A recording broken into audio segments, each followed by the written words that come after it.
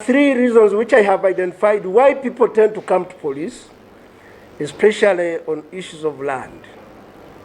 Some think that when they come to police, police will determine ownership of land.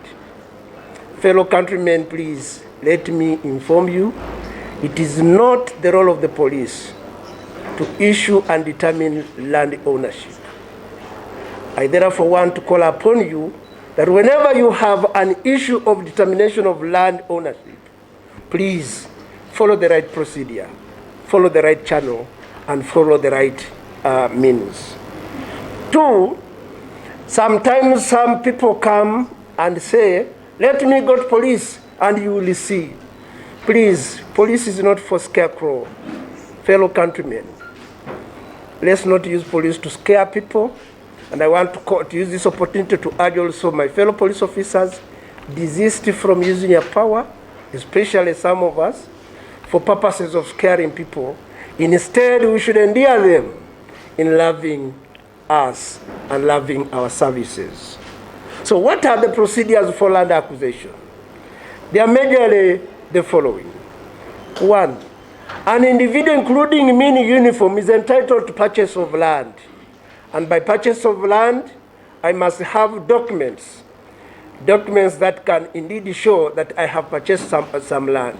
And any one of us, including you and those out there, as long as it is land within Uganda and you have the means to buy it, please go for it. But most instances, the purchase of land is so much marred by a lot of fraud, especially when procedures are not followed. And this way I want to call upon fellow Ugandans all out there, please, to avoid conflict, be able to do a lot of due diligence in order to save your money. Remember, the money you spend, especially on something that will turn out to be negative, is hard-earned money. Two, one can acquire land through inheritance. There is a general perception, especially with different cultures in Uganda, that when it means by inheritance, women must not inherit. Please, maybe that used to be the order, but as of now, with the constitutional order and law in Uganda, every person, including women, are free to inherit land. I therefore want to call upon all parties, especially the local leaders, please facilitate proper inheritance, and especially if the cultural leaders have established that indeed this is the right area, your work is not antagonized. Two, as leaders, as police, we are not the ones who compel or even prescribe who inherits what. It is always the will of the party concerned to say, please, this is the person who must inherit. Please stop suffocating some women or daughters from inheriting their father's property, their relatives' property, and so on and so forth. But please, with the modern society, you can even now see, especially in the West, people tend to make their property be inherited by even cats, dogs, depending on the will of the owner of such. Three, offer. We can be offered land, but even when you are offered that land must have documentation. And four, you can be able to hire or rent land. But when you hire and rent land, still follow the procedures that will enable you to do or to enjoy peaceful coexistence or peaceful stay on that piece of land. What do you need to consider when purchasing land? Fellow countrymen, there are instances in which we are imbibed with a lot of pride in ourselves, and sometimes we don't take care and do the due diligence. I would like to call upon all parties. If you are within Uganda and you wish to purchase land, do physical visit of the land. Establish the land. How big is it? Whether indeed it doesn't have an encumbrance, whether indeed it doesn't, if it has encumbrances, how do you handle it? How do you mitigate factors before you are able to spend a pen on that? Two, try to verify documents therein. There are two forms of documents. It can be a land title. It can be an agreement made between parties. But you need to verify, are these documents really genuine? or they are of NASA. If you don't do that, the end result is that you'll be running around when the man or woman or any other party has spent the money, and yet you are again incurring more costs on that line. 3, carry out proper survey. Please survey that land. Survey the land. Where is it located? What is the plot number? What is the block number? Who are the parties that I need to contact? You may realize that somebody was given maybe powers of attorney by by somebody who may be outside to keep the land.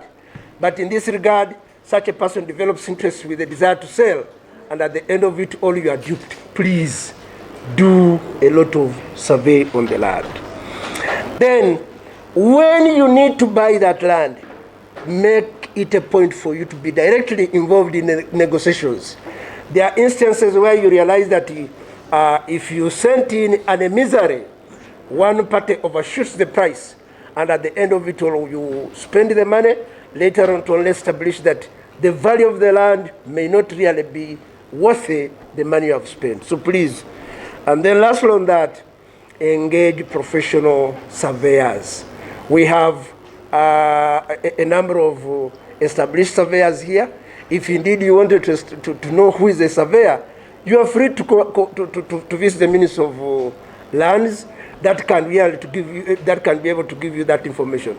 Otherwise, if you met anybody, we realize that some of these quack individuals whom we tend to find, we tend to establish that they are surveyors, they are indeed not. Or even some of them are just liaisons of the true surveyor. So please try as much as possible to get a true and professional surveyor. Now, what are the causes? I have identified a number of causes for which really we feel that these are the real issues that have brought a lot of whatever. One is the bureaucratic delay in the administration of justice. You realize that one party has gone to report a matter of land, say in 2020, but maybe the litigation process takes a longer period of time. Or even one has gone to the LOC, but the LOC does not have time. Or even it has gone to the parish land committee, but the land committee does not have time. And therefore, some of the people who tend to stay on that land may be angering the other complaining party. He's already in occupancy, he's settling, he's building, maybe he's even settling. So at the end of the day, this person gets hiked up and wants now to take the law in their hands to fight in order to ensure that he can be seen or can be heard. 2, the unethical conduct of some of our leaders, including some of our police officers, who may desire, 1, to hold the truth, 2, to be unprofessional, and 3, sometimes they are part and parcel of the confusion. Another one is majoritism, stroke our vote versus the law. We have seen that some instances, some people who pretend to be victims, but because they are the majority, tend to precipitate an issue, and yet in actual sense, they do not have an iota of truth. And this is the major issue, why I brought the other quotation. Please let not hate be able to overrule the knowledge. Even if you are the majority can go wrong. Take it a point to look at what does the law say, who owns what, where, and so on and so forth. These businesses of you being a standby and assuming that you are a victim, yet in actual sense, you are there to cause confusion. And more especially, some of the leaders who tend to also give a blanket favor that these are our voters. Sometimes this also has brought a lot of confusion. And I would like to call upon each of us, for the interest of all of us, to be in harmony with ourselves. Let's follow the procedure therein. The other issue is the general ignorance on the law and procedure related to this. Some people have apathy on knowledge. They don't want to know. When he has got some money, I say, I want land. So he doesn't even ask or question himself, how do I acquire this land through which means? He wants to spend the money that he has got. Please, that money you may desire to send without following procedures may enable you, may at the end of it all cause more trouble for yourself.